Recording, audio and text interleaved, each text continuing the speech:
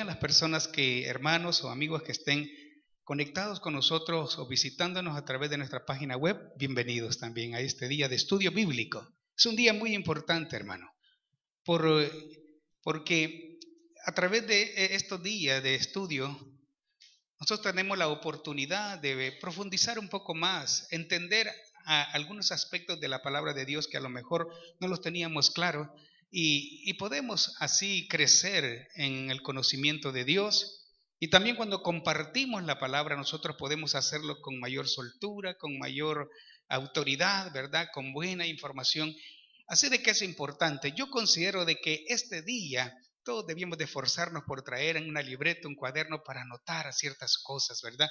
Que son importantes. Para que cuando alguien nos pregunte algo, nosotros sabemos dónde consultar. O usted un día pues quiere hablar de uno de estos pasajes, usted ya no va a inventar, no se va a suponer, sino que va a estar seguro qué va a enseñar o de qué va a hablar. Así de que es importante el día de estudio bíblico. Y yo le felicito, hermano, realmente me siento lleno de gozo y también orgulloso de ver a la iglesia con hambre de la palabra de Dios, ¿verdad?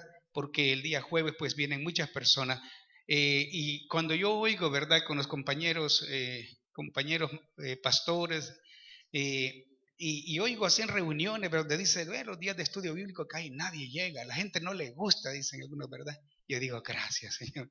Gracias porque los hermanos sí les gusta, ¿verdad? Y creo de que es importante y que nosotros tengamos eso por la palabra, porque realmente Jesús dijo, el que me ama, mi palabra guardará. Y Jesús enfatizaba constantemente acerca del valor de su palabra y que ella debía de ser parte principal de nuestra vida, porque es la que nos da fuerza, nos sostiene, nos ilumina, nos guía. El salmista decía, lámpara es a mis pies tu palabra. Mire, es tan preciosa y tan hermosa y importante la palabra de Dios, que si usted lee el Salmo 119, le voy a dejar de tarea que lea el Salmo 119. Creo que lo va a leer rápido. No, léalo despacio. Es el capítulo más largo, creo, de la Biblia. Sí, el más largo de la Biblia, está casi al centro de la Biblia.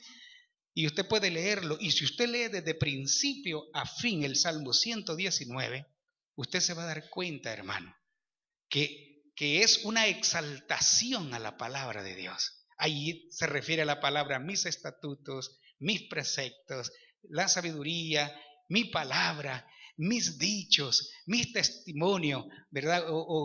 Y todos esos calificativos habla la palabra de Dios y cada capítulo es hermoso porque la palabra de Dios es vida, hermano, es vida.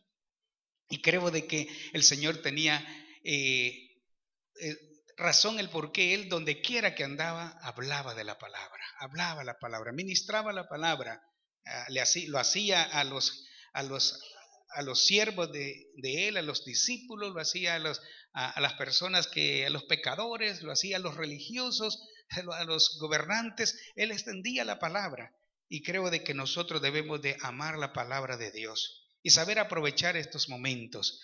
Estamos estudiando las parábolas. Y a través de las parábolas hay una revelación de Dios para nuestra vida. Siempre hay un detalle que nosotros necesitamos conocer, entenderlo y también saber qué es lo que Jesús quería. Precisamente en estos jueves anteriores hemos estado hablando acerca de tres parábolas que son importantes, hermano. Tres palabras a través de las parábolas, a través de las cuales el Señor Jesús respondió a las murmuraciones de ciertos personajes religiosos que lo acusaban de que Él comía y bebía con los pecadores y los publicanos. Entonces, ¿qué estaban haciendo? Acusándolo, estaban denigrándolo, ¿verdad? Así de que él se ve motivado a poder darles a conocer estas parábolas para darles a entender un mensaje tan precioso, ¿verdad? A través de la oveja perdida, la moneda perdida y el hijo pródigo, que ya lo vimos. El Señor trata de ilustrar de una manera bella, maravillosa, el tierno amor del Padre por el perdido. Y cuando los escribas, cuando los fariseos oyeron estas cosas, se dieron cuenta de que cuán equivocado estaban. cuán errado estaban. Algunos a lo mejor lo reconocieron, otros por el orgullo no. Pero el Señor les hizo ver que en el corazón de Dios están los perdidos. Y era la razón el por qué Él había venido.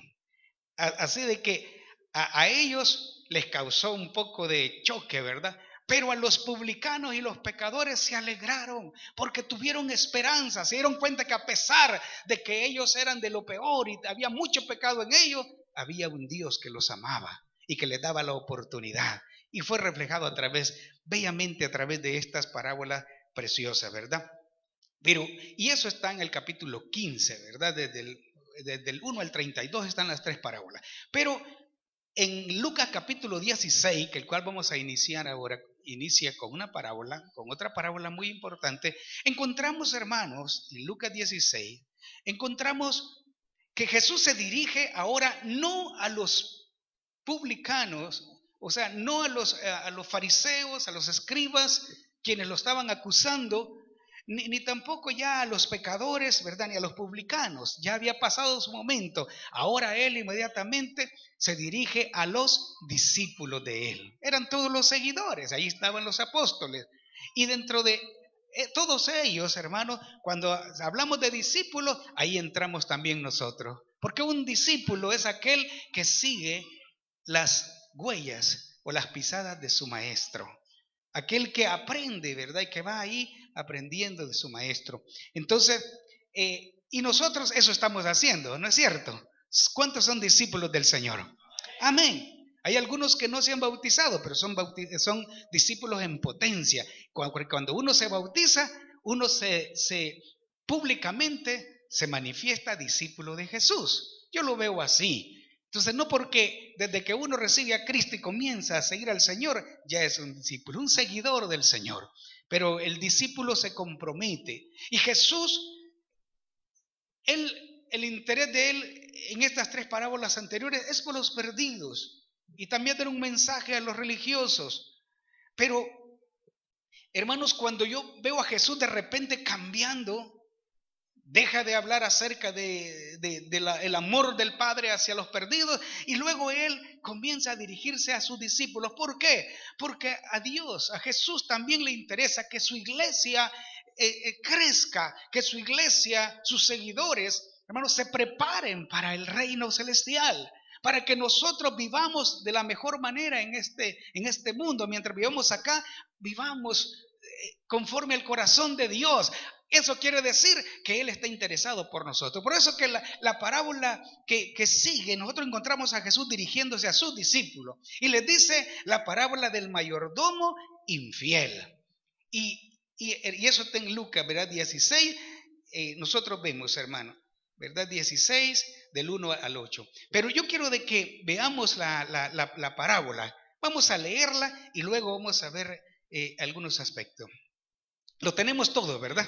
Dijo también a sus discípulos, había un hombre rico que tenía un mayordomo. Y este fue acusado ante él como disipador de sus bienes. Entonces le llamó y le dijo, ¿qué es esto que oigo acerca de ti? Da cuenta de tu mayordomía porque ya no podrás más ser mayordomo.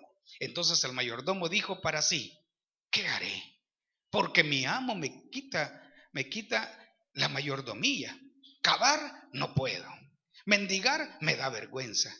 Ya sé lo que haré para que cuando se me quite de la mayordomía me reciban en sus casas. Y llamando a cada uno de los deudores de su amo, dijo al primero, ¿cuánto debes a mi amo? Él dijo, 100 barriles de aceite. Y le dijo, toma tu cuenta, siéntate pronto y escribe 50. Después dijo a otro, ¿y tú cuánto debes? Él le dijo, 100 medidas de trigo. Y él le dijo, toma tu cuenta y escribe 80. Dice, versículo 8, y alabó el amo al mayordomo malo por haber hecho sagazmente, porque los hijos de este siglo son más sagaces en el trato con sus semejantes que los hijos de luz. Y yo os digo, dice el Señor, ganad amigos por medio de las riquezas injustas, para que cuando éstas falten, os reciban en las moradas eternas. El que es fiel en lo muy poco, también en lo más es fiel. Y el que en lo muy poco es injusto, también en lo más es injusto. Pues si en las riquezas injustas no fuisteis fieles, ¿quién os confiará lo verdadero? Y si en lo ajeno no fuisteis fieles, ¿quién os dará lo que es vuestro? Ningún siervo puede servir a dos señores, porque aborrecerá al uno y amará al otro, o estimará al uno y menospreciará al otro. No podéis servir a Dios y a las riquezas. ¿Cuántos sienten de que Dios va a hablar de una manera especial a nuestras vidas? Sí, y no para avergonzarnos, para estimularnos, para motivarnos a ir a un nivel mejor en la vida espiritual. Cierre sus ojos. Dios, te damos las gracias en esta preciosa noche porque nos brindas la maravillosa oportunidad de estar ante tu palabra una vez más. Gracias, Jesús, porque tú tuviste cuidado de toda la gente. Mientras estuviste en esta tierra enseñando y predicando, Señor, el Evangelio, Señor, fuiste especial en ello. Fuiste detallista, Señor. Y mostraste en cada paso que diste, Señor, el amor hacia el hombre. Demostraste tu interés por cumplir tu misión de traer el reino de Dios a la tierra y poder proclamar esas buenas noticias. Gracias, Señor, por todo lo que has hecho hasta este momento, por nuestras vidas que han sido salvadas, rescatadas, Señor, del infierno. Y ahora estamos, Señor, en tu camino. Gracias, porque cada vez que, Señor, ponemos el corazón en tu palabra, podemos aprender. Señor, en el nombre de Jesús, ahora, Padre, nos declaramos tierra fértil para recibir la semilla viva y preciosa de tu palabra y declaramos que seremos edificados, seremos transformados, Señor, seremos cambiados, Señor, y que tú nos llevarás a un siguiente nivel espiritual a través de tu palabra. Y también aquellos que no te conocen puedan ser, Señor, recibir, Padre, el don de la salvación. Lo pedimos y lo declaramos en el nombre de Jesús. Y gracias por bendecirnos a través de tu palabra. Amén y amén.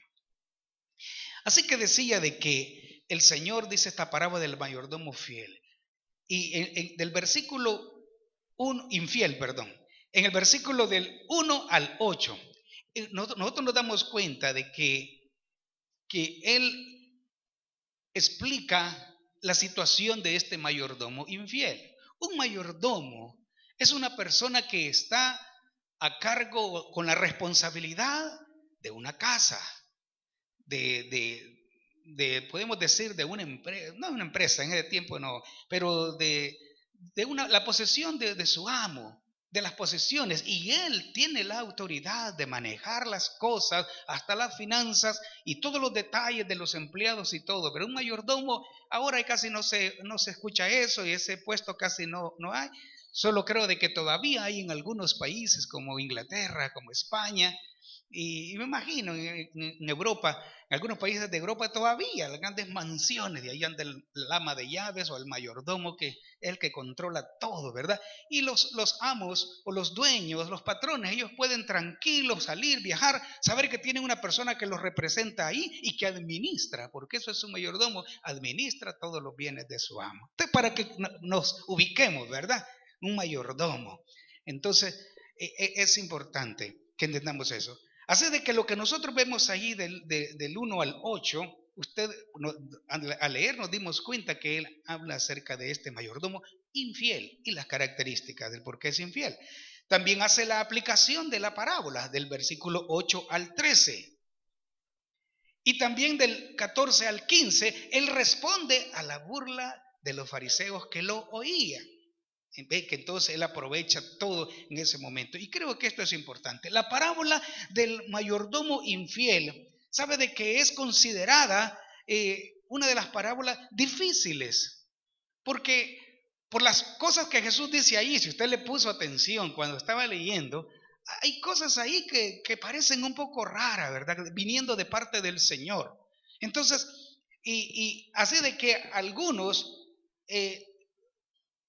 reconocen de que esta parábola ha dejado perplejos a muchos, porque se puede entender de una manera y realmente parece raro y extraño que el Señor hable de estas cosas. Ya lo vamos a ver.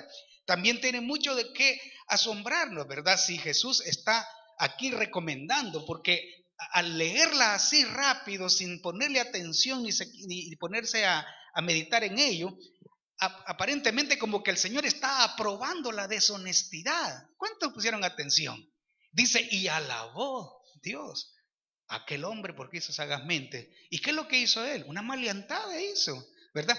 Pero como nosotros lo decimos, ¿verdad? Y dice, y alabó el amo, dice, ¿verdad? Entonces algunos dicen, bueno, el amo es Dios. Y Jesús está ahí como afirmando aquello. Entonces, eso es. Pero el punto principal de la parábola realmente lo vamos a ver detalladamente y cuidadosamente más adelante, ¿verdad?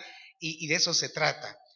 Es lo que realmente considero que es mi esperanza, ¿verdad? Que mientras iniciamos y vemos la explicación de la parábola, podamos llegar a entender el mensaje central y la explicación acerca de las palabras de Jesús, para no confundirnos. Pero sí ha sido una parábola que ha traído un poco de confusión, de discusión para algunos eruditos bíblicos y también dentro de la iglesia del Señor, ¿verdad?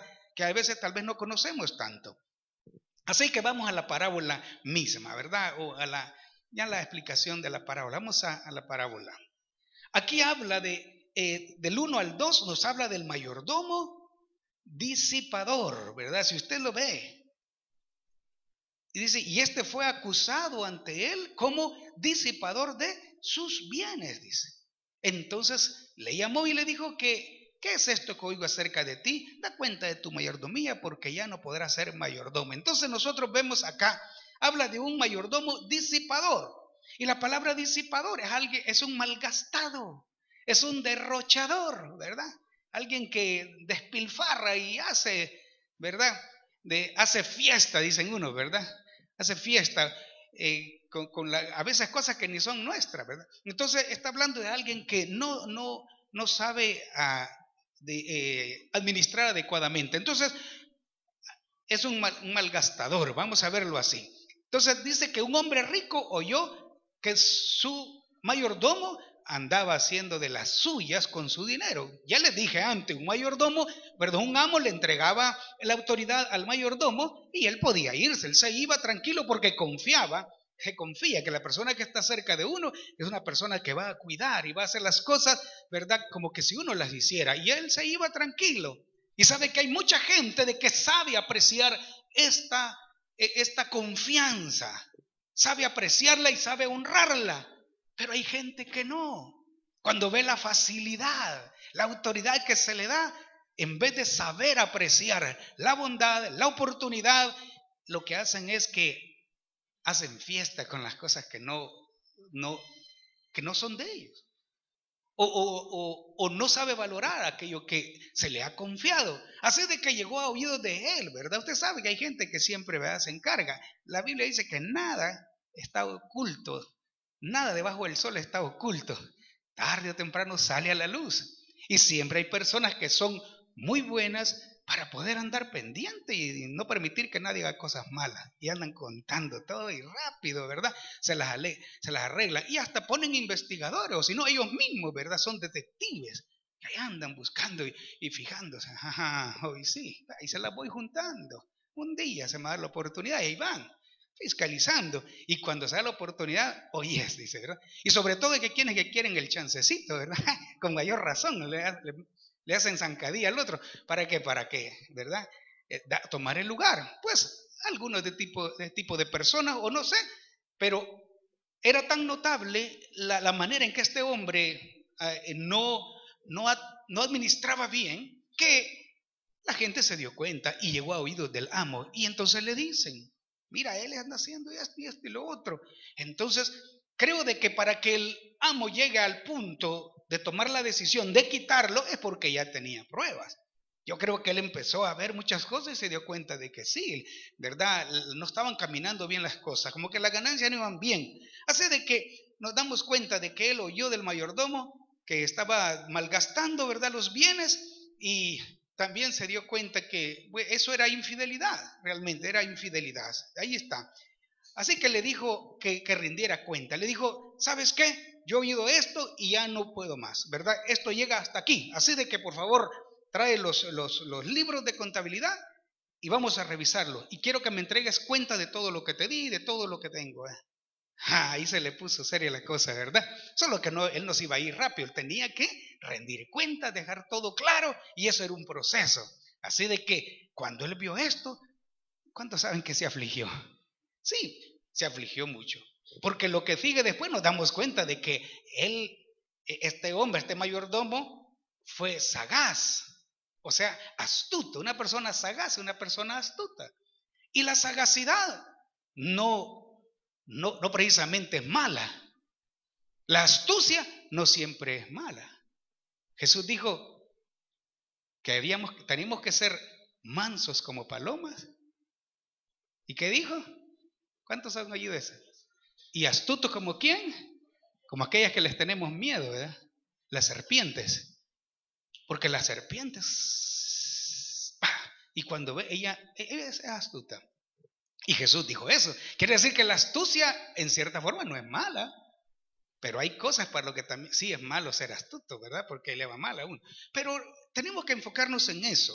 El mayordomo, lo vemos del versículo 3 al 8, el mayordomo sagaz. Dice que él razonó consigo mismo en relación a su dilema.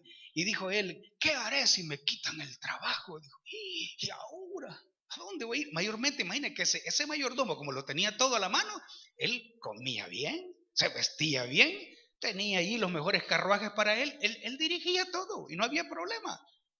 Tenía a la mano todo, estaba acostumbrado a una vida. Usted se debe imaginar, ¿verdad? Ese hombre se sentía el amo cuando no estaba, ¿verdad? El jefe. Y la verdad, él tomaba su lugar en ese momento y administraba todo. Como era un hombre importante, ¿verdad? Y ya tenía años de estar ahí. Los mayordomos, hermanos, en el tiempo atrás, en las décadas pasadas, los mayordomos iban casi de generación hasta a 2, 3 generaciones eran mayordomos. Y le servían a su amo, moría el amo, le seguían sirviendo a los herederos, morían ese y le seguían sirviendo a los nietos. Y ahí a veces moría, hasta donde llegaban, ¿verdad? Ahí, porque eran fieles. Personas que tenían eso, imagina este hombre ya tenía su tiempo. Entonces, pero se le llegó el día donde le dijo, pues hasta aquí llegas. Y él se afligió. ¿Sabe por qué?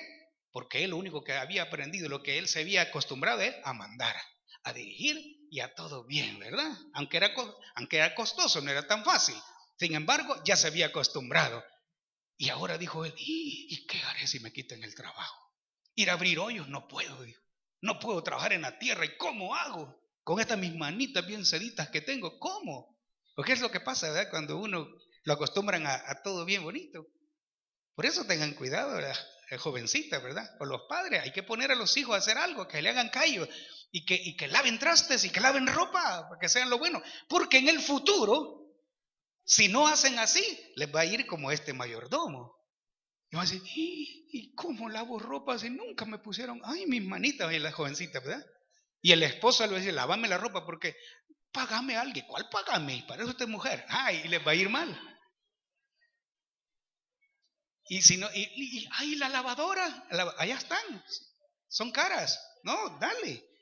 Ahí va lo bueno. Hágame comida, láveme los trastes, ¿verdad? Y se ve, y también el jovencito de que nunca se le pone a hacer nada, que solo se levanta a las 10 de la mañana a comer, a medio estudiar y regreso, ya ni a recreo va, y llega, y aquella vida bien cabal, va y todo se le pone a la mano. Este muchacho cuando llega a casarse, ay, le va mal. Porque aun cuando les dejan herencia se acaba y empiezan, ¿y en qué van a trabajar? Si nada pudieron hacer, ni siquiera estudiar aprovecharon. Y las manitas, como dicen algunos de antes, ¿verdad? Manitas de niña tienen, ¿no? Porque las niñas son bien suaves, ¿verdad? No es porque sean haraganas, sino que porque suavecitas. Entonces, ¿y qué va a hacer? Y este hombre dijo, ¿qué voy a hacer? Si nunca he trabajado en la tierra, y era lo que más abundaba, al no tener ese trabajo, lo que más abundaba era ir a trabajar en la tierra. ¿Y qué dice lo otro? Que era más bonito, ¿eh? Ir a andar una limonita, por el amor de Dios, una limonita. Mire, me echaron del trabajo y nadie me da trabajo, ya estoy viejo. Y él pensó, no puede ser, no puede, ¿qué hago? ¿Qué hago? Ese hombre así que no durmió. ¿Qué hago? Ay, yo sé, se le ocurrió, se le encendió el foco, como dicen, ¿verdad? Y como él tenía la capacidad, tenía la autoridad y sabía, todavía era el mayordomo, recuerdan, ¿verdad? Le dijo, da cuenta, o sea, se le dio un espacio que tenía que hacer cuenta, pero en todo eso dijo, ya sé. Entonces el mayor, el amo no anduvo ahí pendiente de a ver qué hacer. No, él le dijo, da cuenta, prepara todo y tal día vamos a reunirnos. Sí, está bien. Y él dijo, ¿qué hago? ¿Qué hago? ¿Qué hago? ¿Qué hago? Y de repente se le ocurrió y dijo, ya sé lo que voy a llamar a todos los deudores de mi amo. Ya leyeron, ¿verdad? ¿Qué hizo? Ah, hay que poner atención. Él dice de que hizo algo tremendo, ¿verdad?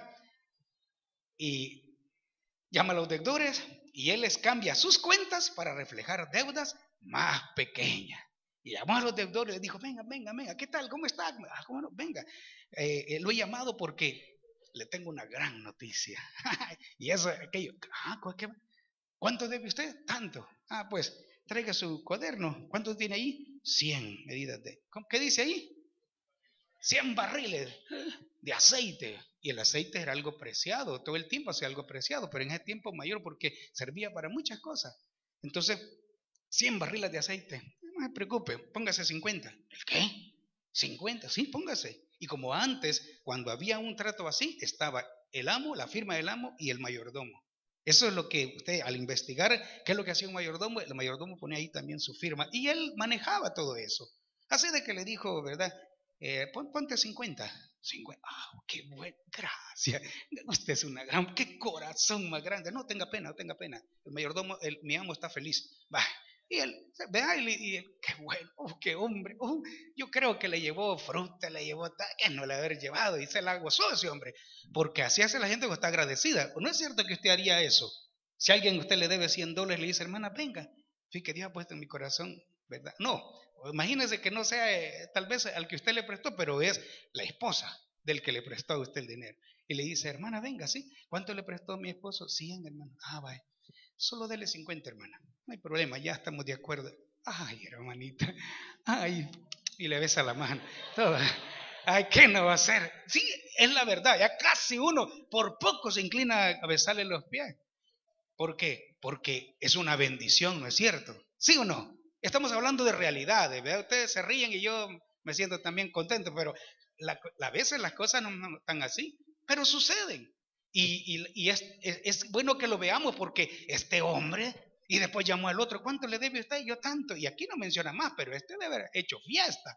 Y logró a todos rebajándole, ¿verdad? La gran rebaja del siglo, a todos, ¿verdad? Qué feliz este hombre, ¿no? Hombre, sí, dijo, yo voy a ganármelo a esto porque cuando me echen de aquí, yo sé a dónde voy a ir, ¿verdad? ¿Y cuántos creen que sí tenía razón de que lo iban a recibir? No, hombre, sí, va a estar feliz. ¿Sabe por qué? Les voy a explicar esto para que vean de que la cosa no es una narración así como muy corriente. Jesús sabía lo que hablaba y lo hablaba en base a las circunstancias que se estaban viviendo. ¿Sabe de que el prestar a intereses, que es lo que había hecho este hombre, no era acordado por la ley y era penado por la ley en ese tiempo de Jesús? La ley, los usureros, la ley los castigaba. Así que este hombre había hecho eso por medio de su mayordomo para que si un día saliera la bulla, yo ni cuenta me daba que este pícaro hacía eso. Él se la libraba y como era el mayordomo, pero como él era el amo, la cosa podía arreglarse y él podía quitársela. Entonces el mayordomo fue astuto en toda forma. Él sabía de que si él brincaba el amo, se iba a dar cuenta toda la gente de que él andaba prestando a usura. Imagínense, porque a los intereses ellos estaban ya grandes. Este hombre estaba bien, ¿verdad? Porque estaba ganando ahí intereses, pero hay unos que debían mucho. Y bueno, así de que este hombre dijo, no hay problema. Él sabía de que no iba a tener repercusiones mayores, ¿verdad? De todas maneras lo iban a echar, pero no lo podían meter a la cárcel porque si lo metía a la cárcel por eso, a él también le tocaba, porque era descubierto que estaba haciendo eso. ¿Entienden eso, hermano? Bueno, y si usted no cree mucho, entonces lea en la historia del pueblo de Israel, de los pueblos en ese tiempo, en la ley de Moisés, o lea la Biblia y se va a dar cuenta que allí dice, ¿verdad? Hay pasajes donde habla, yo le pudiera dar, si usted ve en Deuteronomio, usted puede ver Éxodo 22, 25, léalo, Deuteronomio 23, 19, léalo, la ley decía eso, y este hombre, ¿verdad? sabía. Entonces nos damos cuenta de que el mayordomo, él usó de astucia. Entonces, como era común en ese tiempo que un hombre rico tuviera su mayordomo para hacerlo, y entonces negarlo que lo sabía, si venía a esto a luz, como les dije, esto daba un problema, ¿verdad? Entonces, así que el mayordomo infiel es recomendado por su amo por su sagacidad. ¿Cómo dice en el versículo? Veamos en el versículo, en el 8, y alabó, dice el amo, al mayordomo malo por haber hecho sagazmente. Miren, en vez de meterlo preso, este sí que es inteligente, Dios. Hasta sorprendido. Este sí que es inteligente, jamás se imaginó. Entonces, estamos viendo, ¿verdad? Y no que el amo haya aprobado la acción por sí misma, porque realmente esto lo quiso empeorar la situación, la infidelidad de él, la empeoró. Pero en el fondo, dijo, este es malo de veras, dijo. ¿Y cómo es que este es pícaro? Dijo, porque ¿cómo lo meto preso? Dijo, ¿cómo si ahí me voy yo también? Dijo, no, este es astuto, dijo. Y lo aplaudió. Eso no quiere que lo iba a traer de regreso, no, siempre lo iba a echar. Pero vea cómo él dice que reconoció que este hombre de veras se las ingenia. Hay gente que para las cosas buenas, para las cosas malas, nosotros sabemos se las ingenia también para las buenas, ¿verdad? Y entonces, hace de que el propósito realmente de la parábola aquí no es recomendar al mayordomo por su deshonestidad. Recomendarlo es como halagarlo, exaltarlo, ¿verdad? No ese es el propósito de la parábola. Solo aquí está diciendo de que hubo un reconocimiento de la astucia de este pícaro, ¿verdad? Vamos a hablarlo así, porque nosotros así lo entendemos rápido, ¿verdad? Porque la verdad, eso es lo que estaba haciendo. Entonces, sino que realmente el propósito de la parábola es recomendar la sagacidad o la astucia, o sea, reconocer la astucia de este hombre, la astucia, la habilidad de poder ser provisor, porque hermanos, o sea, él usó lo que estaba a su disposición para planear ¿qué? Su futuro. ¿Eso era bueno para él? ¿Era bueno para él? Sí, era bueno para él, no para el amo, pero para él sí, porque él usó lo que estaba a su disposición, que era lo que estaba a su disposición, la autoridad que él tenía y la confianza y lo que él tenía a su alcance. Entonces él planeó su futuro. Y este es el punto que está haciendo Jesús, ¿verdad? A que él está tratando de enfocar. Así de que veamos la parábola aplicada. Como segundo punto, la parábola aplicada. Ya lo que vimos, en primer lugar, la situación de la parábola, ¿verdad? Lo que explica. Pero la parábola aplicada. El comentario de Jesús en relación a la sagacidad en el versículo 8. Y alabó el amo al mayordomo malo por haber hecho sagazmente, porque los hijos de este siglo son más sagaces en el trato con sus semejantes, dice, que los hijos de luz. Esto lo dijo Jesús. Ya el versículo 8, Jesús está y se da cuenta que como que él está afirmando lo que hizo, el amo también aquel hizo, ¿verdad? Y entonces, y está Jesús hablando acerca de eso en el versículo 8. Y él dice, ¿verdad? Porque los hijos de luz los hijos de este siglo son más sagaces que en el trato con sus semejantes que los hijos de luz. Y la palabra sagaz significa avisado. La palabra sagaz significa avisado, astuto, provisor. Entonces, y está caracterizado por una precaución fuerte en cuanto a la explicación, ¿verdad?, de la palabra sagaz o el significado. Caracteriza una precaución fuerte o una inteligencia marcada. O sea, alguien que es sagaz tiene una inteligencia marcada. ¿Es bueno ser sagaz en muchas ocasiones? ¿Es bueno ser sagaz? Es bueno, pero para lo bueno, ¿verdad? Pero es bueno. Entonces, no para lo malo. Entonces estamos hablando de lo que es la actitud que él tuvo en ese momento, la astucia de él. También parte del significado que es alguien que está dispuesto a prácticas ingeniosas y astutas, hábiles, ¿verdad? Hábiles.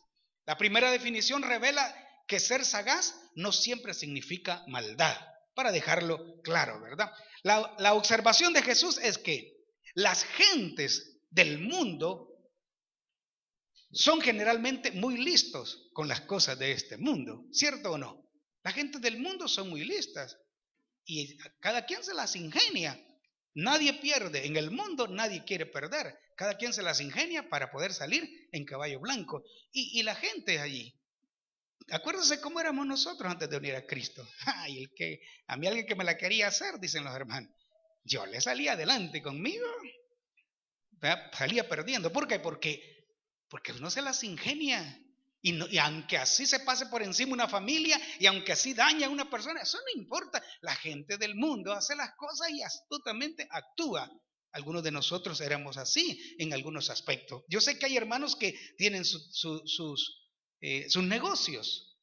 Ahora que son cristianos la cosa es diferente, pero antes algunos de los, y no estoy hablando solo de la iglesia, entre el pueblo de Cristo, mucha gente de que su negocio y, ¿verdad?, era un próspero a costa de otros, ¿verdad? Y todo, ¿y cómo perdía? No perdía.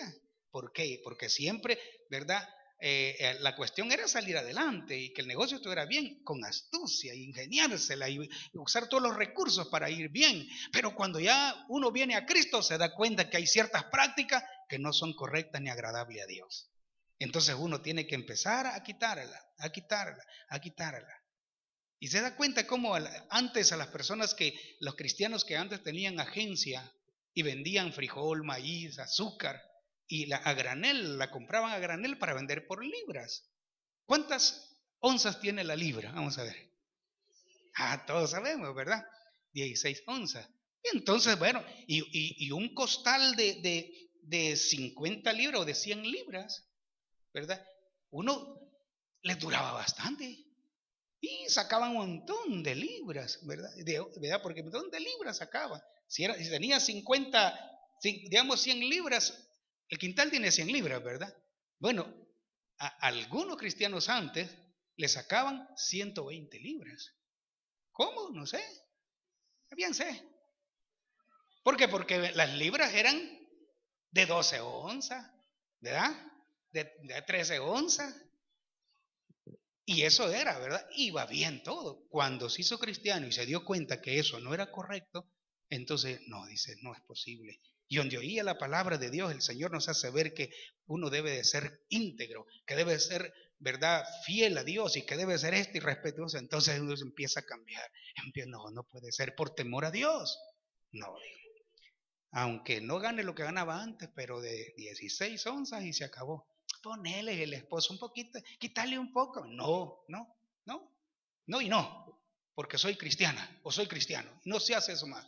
Entonces, eso es bueno porque el Señor cambia nuestras vidas, ¿cierto o no? Así que, pero en el mundo nuestra manera de ser era otra y actuamos de esa manera en lo que nos convenía. Y por eso Jesús dice que la gente de este mundo son generalmente más listos que las, ¿verdad?, que los cristianos, lo cual no siempre es el caso del pueblo de Dios, no es así, ya dijimos por qué, ¿verdad? Pero en el mundo las cosas se dan así. Ahora, en la aplicación de la parábola, versículo 9, en la aplicación de la parábola, ya aplicar algo, hermano, es como tomarla para nuestra enseñanza y poder ponerla en práctica de acuerdo a lo que Dios quiere que hagamos. O sea, ¿cómo voy a aplicar esto a mi vida? ¿Cómo lo voy a hacer de que esto que Jesús dijo sea conmigo, ¿verdad? Y que yo lo haga tal como el Señor lo recibe. Yo lo recibo y digo, no, yo lo voy a hacer así como Cristo dijo. Usted está aplicando la enseñanza a su vida. Así que este versículo es un poco difícil, pero iniciemos con la aplicación de algunos de los términos. Las riquezas injustas. Cuando uno va a la palabra griega, riquezas, nosotros damos cuenta de que tiene el significado de, ahí dice mamón, y ese es como considerado como un dios, un dios. Las riquezas se puede llegar a constituir un dios, ¿verdad? Un dios. ¿Por qué? Porque lo manejan todo. ¿Se da cuenta? Como que la gente del mundo, no, hermano, si con el pisto se arregla, hasta el Papa. No, si la gente dice y falta respeto a personas porque dicen así. No, cual que se arregla, no hay tales que debe que pisto, la gente donde ve. Hay creyentes, no, si aunque sea evangélico, de donde vea la plata, ahí está. Porque es lo que el mundo dice. Y porque lo que se tiene el concepto, porque el dinero lo empareja todo, dice, ¿verdad? Quita todos los bordes. Pero eso es en el mundo, ¿verdad? Eso es en el mundo. Pero así que estamos hablando de que ese es el Dios Mamón. Las riquezas no son malas. Pero si este Dios nos domina y nos maneja, entonces sí. Es lo que es la riqueza o las posiciones, las cosas que tenemos sí se vuelven, ¿verdad?, malas. Así de que es la palabra que también en el arameo, riquezas, habla del Dios Mamón. Así que podría ser llamada también injustas a las riquezas. ¿Por qué? No porque son ilícitas, ¿verdad? Porque hay riquezas que no son ilícitas. Hay riquezas, hay gente que tiene mucho dinero y tiene mucha riqueza y muchas posiciones, no ilícitamente, sino porque, como dicen algunos, y nosotros a veces repetimos eso, porque sudaron la camiseta, como dice, ¿verdad? Y les costó, pues, ¿verdad? Y entonces lo hicieron a puro esfuerzo. Entonces, podría ser llamadas injustas porque con frecuencia son usadas para propósitos viles. O sea, la riqueza, las posesiones que tenemos, a veces las utilizamos para cosas viles. O sea, algo vil es algo malo, ¿verdad? Para cosas malas. Y también pueden ser, aquí son enfocadas como injustas, y es como Jesús lo ve, no porque las riquezas sean malas, sino que habla de las riquezas injustas, porque pueden ser usadas para cosas malas, o también porque son inciertas. Las riquezas no es cierto que son un poco inseguras. ¿Por qué? Porque hoy lo tenemos, mañana no. Entonces, desde ese punto de vista, Jesús se refiere, son injustas porque a veces pueden ser usadas, ¿verdad?, las riquezas para cosas malas, o también porque son inseguras, ¿verdad? Y en 1 Timoteo 6:17, ¿qué dice? 1 Timoteo 6:17. Está ahí un poquito antes de Hebreos. ¿Qué dice? 1 Timoteo 6:17. Miren, dice, a los ricos de este mundo, 1 Timoteo 6:17, dice, a los ricos de este siglo, ¿verdad?, manda que no sean, ¿qué dice? Altivos, ni pongan la esperanza ¿en qué? En la riqueza, las cuales son inciertas. Vea, aquí lo dice, son inciertas, sino que la pongan, dice, en el Dios vivo, que nos da todas las cosas en abundancia para que las disfrutemos. Porque eso es cierto. Si ponemos nosotros nuestra atención y nuestra afán en la riqueza, nos vienen las posiciones y todo, un día se nos pueden acabar. Pero si la ponemos nuestra confianza en Dios, aunque se nos acabe un día, Dios nunca nos va a dejar abandonados. Siempre tendremos la bendición. ¿Por qué? Porque Dios es el dueño de todo. Él es el proveedor. Amén. Entonces ve que el apóstol Pablo habla. Realmente no está refiriéndose, cuando Jesús dice las riquezas injustas, no está hablando acerca de ese dinero ilícito. Básicamente no está refiriendo a eso, sino a lo que ya expliqué, porque son inciertas y son injustas, ¿verdad?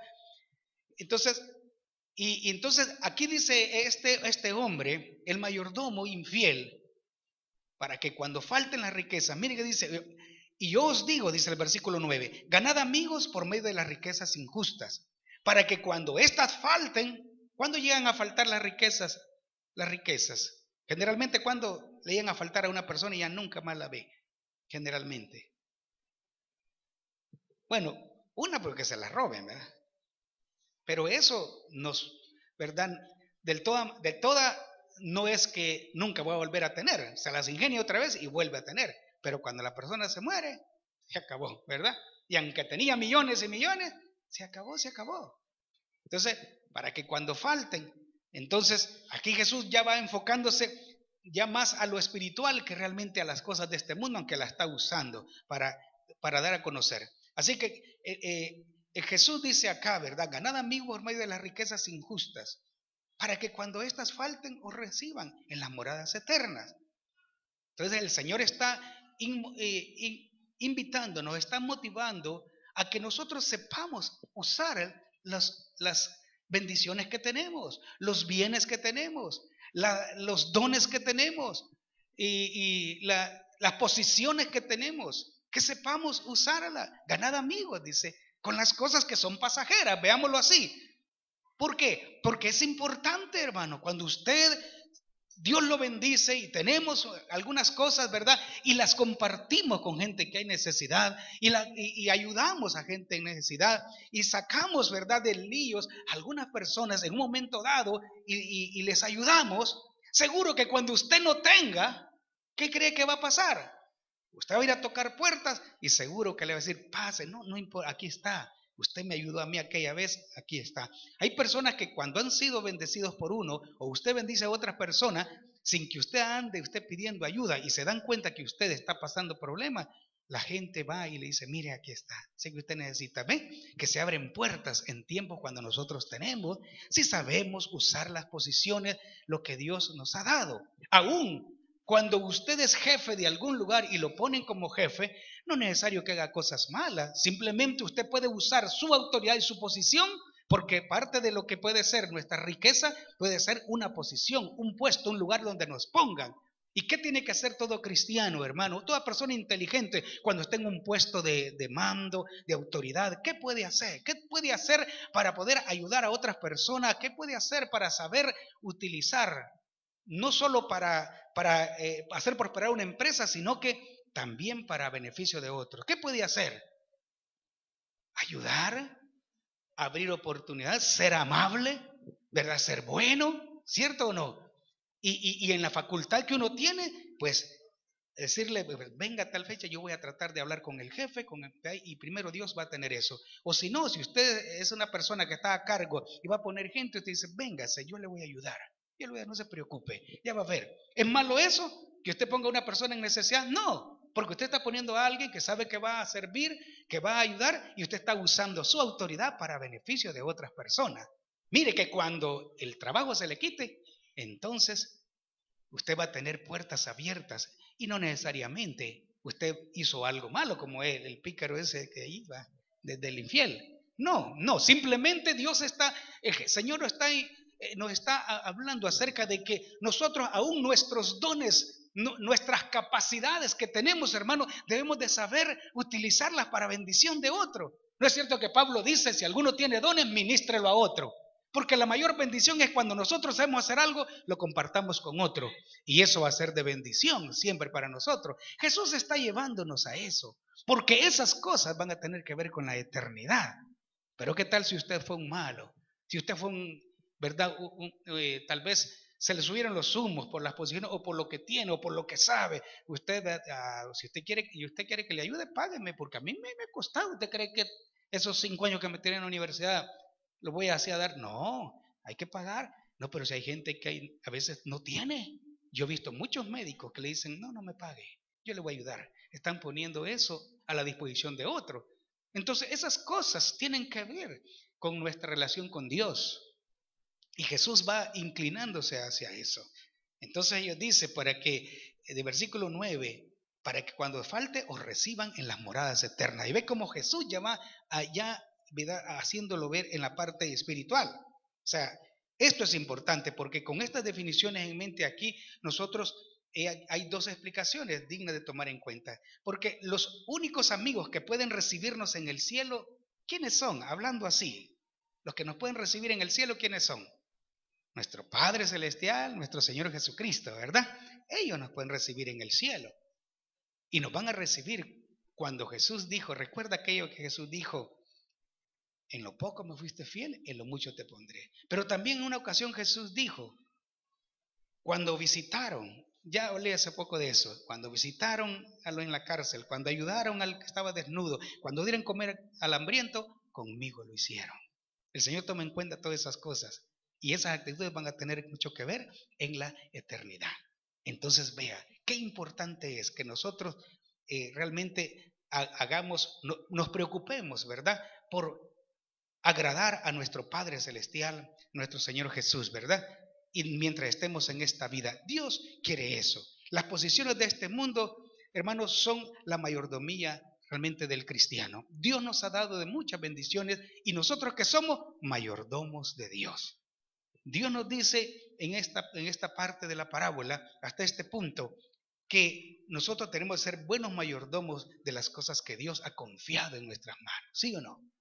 Eso es bien importante. Entonces, solo que tomemos en cuenta que la sagacidad de este hombre, aunque hizo algo malo, pero la astucia, nosotros debíamos de imitar. No la maldad que hizo, sino la astucia. Él fue previsor para el futuro. ¿Qué tenemos que hacer nosotros? Ser astutos para buscar provisión para el futuro. Porque ahí es donde nosotros vamos a gozarnos al ver todo lo que hicimos. Yo quiero pedirle que se ponga de pie esta noche. Porque el punto principal de la parábola es asegurar el uso apropiado de las cosas materiales que Dios nos da. Usarlas adecuadamente es proveer para la eternidad. Y esto es bien importante. Pero sí tenemos que estar prevenidos del peligro de las riquezas y de las cosas que tenemos. Porque esas cosas nos pueden realmente afectar a nosotros. Entonces, hasta este punto, yo quiero de que el próximo jueves, yo quiero que profundizar un poquito más, porque hay unos detalles que faltan en esta parábola. Hasta este punto nos vamos ya inclinando hacia lo que Jesús quería, ¿verdad? ¿Ha entendido usted realmente un poquito, hermano? ¿Hacia dónde Jesús nos quiere llevar? Porque nosotros podemos saber usar lo que Dios nos ha dado y va a tener para la eternidad mucha bendición. Si no lo hacemos, habremos perdido mucho, pero Dios quiere y Jesús nos está llevando para eso. Así de que el próximo jueves vamos a ver acerca de las amonestaciones de Jesús, acerca para la fidelidad, lo importante es la fidelidad. Y esto nos va a bendecir mucho, hermano. Hasta ahora creo de que llevemos eso en mente. Esta parábola es interesante, ¿no es cierto? A lo mejor no lo entendíamos en algún punto muy claro, pero el Señor nos está llevando a eso. Ser sagaces en las cosas buenas. Amén. Ser astutos. No dejar que las cosas de este mundo que son pasajeras nos absorban y nos roben realmente la bendición. Que sepamos utilizar lo que Dios ha puesto en nuestras manos para hacer bendición para otros. Y eso va a tener que ver con nuestra eternidad. Señor, te damos gracias porque hasta este punto de la parábola, Señor, solo con eso nosotros nos sentimos, Señor, bastante satisfechos de saber, oh Dios, lo que hay en tu corazón y los propósitos que tú tuviste, Señor. Porque sé, Jesús, sé, mi Señor, que tú estabas enfocando acerca de las bendiciones del reino. Estabas, Señor, llevando a tus discípulos a una comprensión mejor de lo que significa ser un buen administrador de las cosas de tu reino. Y que de las cosas positivas podemos nosotros aprender y desechar lo negativo, Señor. Pero aprender de aquellas cosas que nos pueden servir aquí y para la eternidad, Señor. Gracias, porque mi hermano, mi hermana, el joven, el niño, la hermana, hermano, vinimos a esta noche para poder ser dirigidos hacia una vida mejor. Señor, tu venida está a las puertas. Y mientras vivamos en este mundo es tu deseo, Señor, que nosotros caminemos ordenadamente. Gracias porque aún las personas que están, Señor, visitando nuestra página web, quizás hermanos, quizás algún amigo, ha recibido de parte de Dios una dirección importante para poder caminar, hacer las cosas correctamente y ser astutos para las cosas buenas. Saber aprovechar las riquezas que tú nos has dado a nosotros, las posesiones. Señor, gracias por aquellas cosas que tú nos has impulsado a compartir con otros. Queremos, Señor, ser audaces como este mayordomo infiel, Señor. En ese punto, Señor, en esa actitud, Dios, de ser provisor para el futuro. Nosotros también nos hace ver que podemos ser provisores para nuestro futuro eterno. Y tú, Señor, es lo que estás enfocando en esta parábola. Gracias, Señor. Gracias, Padre. Aquí estamos. Que sea tu Espíritu Santo quien nos dé la capacidad de saber actuar correctamente en un momento difícil. Que podamos, Señor, estar dispuestos siempre a usar lo que tú nos has dado para bendecir a otros, para ayudar a que otros escalen, Señor, porque en su momento vamos a ser recompensados. sino es materialmente la gran satisfacción de ver a alguien a quien nosotros le ayudamos, Señor. Alguien a quien nosotros le impulsamos y usamos nuestros recursos para ayudarlo a escalar y verlo en éxito. Es una gran satisfacción, Señor. Pero la recompensa tú la darás en la eternidad también, Señor. No solo aquí, sino en la eternidad. Gracias, Señor. Aquí estamos dispuestos para ti, Señor. Queremos ser mejores, hacer las cosas bien. Yo bendigo a cada uno de mis hermanos, desde el más joven hasta el hermano más adulto, Señor. Yo lo bendigo y declaro que esta palabra, Señor, va a quedar enraizada en su corazón y va a dar fruto para gloria de tu nombre, Señor, para bendición muy personal. Gracias, Señor, porque tienes cuidado a través de tu palabra de cada detalle en la vida del hombre. Gracias, Señor. Te bendecimos.